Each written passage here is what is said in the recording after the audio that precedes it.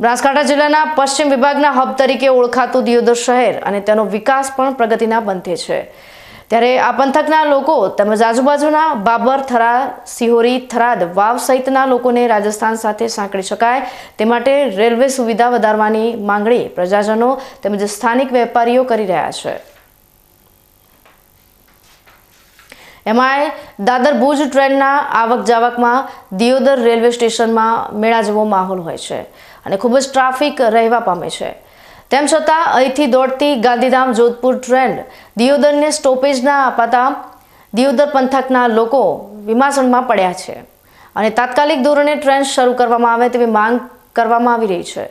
બીજી તરફ હરિદ્વારની યાત્રા પશ્ચિમ વિસ્તારના લોકો આરામથી કરી શકે તે માટે ભુજ હરિદ્વાર ટ્રેન શરૂ કરવા લોકોમાં માંગ ઉઠવા પામી છે। બીજી તરફ જોધપુરથી બિલડી દોડતી ટ્રેન જે બિલડી આવી 1 કલાકનો વિરામ કરે છે તે ટ્રેનને દિયોદર સુધી લંબાવવામાં આવે તો રાજસ્થાન તેમજ દિયોદર પંથકના લોકોને તેનો લાભ મળી શકે તેમ છે। આ બાબતે દિયોદરના લોકો તેમજ વેપારીઓએ બનાસકાંઠાના સાંસદ પરબતભાઈ પટેલ અને વિધાનસભાના અધ્યક્ષ શંકરભાઈ ચૌધરીને લેખિતમાં રજૂઆત કરી છે અને દિયોદરની પ્રજાને રેલવેની સુવિધા મળી રહે તેના માટે પ્રબળ માંગ ઉઠવા પામી છે।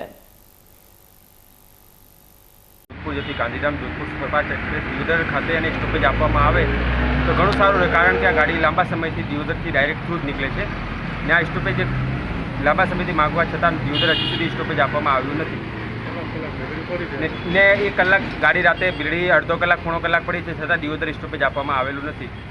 ને બીજી ગાડી છે જે ભુજ હરિદ્વાર, એ પણ હરિદ્વાર જવા માટે ગાંધીધામથી કોઈ હરિદ્વાર ડાયરેક્ટ ટ્રેન નથી, એ માટે દિયોદર તાલુકાના આજુબાજુના ઘણા વિસ્તારોમાંથી હરિદ્વાર જવા માટે પાલનપુર જવું પડે અહીંયાથી। તો એ ટ્રેન નવી ચાલુ કરી તો ઘણું સારું કહેવાય। અને બીજી ટ્રેન જે છે ભુજ અમદાવાદ, જે નવી માંગણી છે અમારા લોકોની દિયોદર તાલુકાના, કારણ કે અમદાવાદ જવા માટે મેન સેન્ટ્રલ અમદાવાદ કહેવાય છે, તો અમદાવાદની ટ્રેન ચાલુ કરે તો ઘણું સારું કહેવાય। અને બીજી ટ્રેન જે છે જે ભુજ પાલનપુર, જે લાંબા સમયથી ચાલુ હોવા છતાંય ટ્રેન બંધ કરી નાખી, કારણ કે અહીંનો જે ડિસ્ટ્રિક્ટ ઓફિસ પાલનપુર કહેવાય, તો પાલનપુરની જે ટ્રેન મેન હતી અત્યારે એક જ ટ્રેન ચાલુ છે, એ બી ટાઈમ વગરની ટ્રેન છે, કોઈ ટાઈમ નથી એનો ફિક્સ। અને બીજી ટ્રેન છે જે ભુજ આપણે ગાંધીધામ ભીલડી જોધપુર ડેમો ટ્રેન છે, જે દિવસે બપોરે 1 કલાક ભીલડી આવીને પડી રહે છે, જેને 1 કલાક દિયોદર મોકલવામાં અડધો કલાકમાં આવીને પાછી જતી રહે, તો તેને દિયોદર લંબાવવામાં, કારણ કે જો કોઈ યાત્રીને અહીંયાથી જોધપુર જવું હોય તો ભીલડી જવું પડે અહીંયાથી, તો અહીંથી એ ટ્રેન દિયોદર સુધી રાધનપુર સુધી લંબાવવામાં આવે તો ઘણું સારું છે।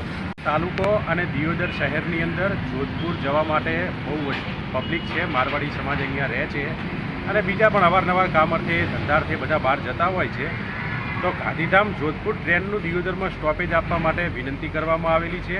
ભુજ હરિદ્વાર નવી ટ્રેન ચાલુ કરવા માટે વિનંતી કરવામાં આવી છે। ભુજ અમદાવાદ વાયા ભીલડી પાટણ થઈ અને ટ્રેન ચાલુ કરવા માટે વિનંતી કરવામાં આવી છે।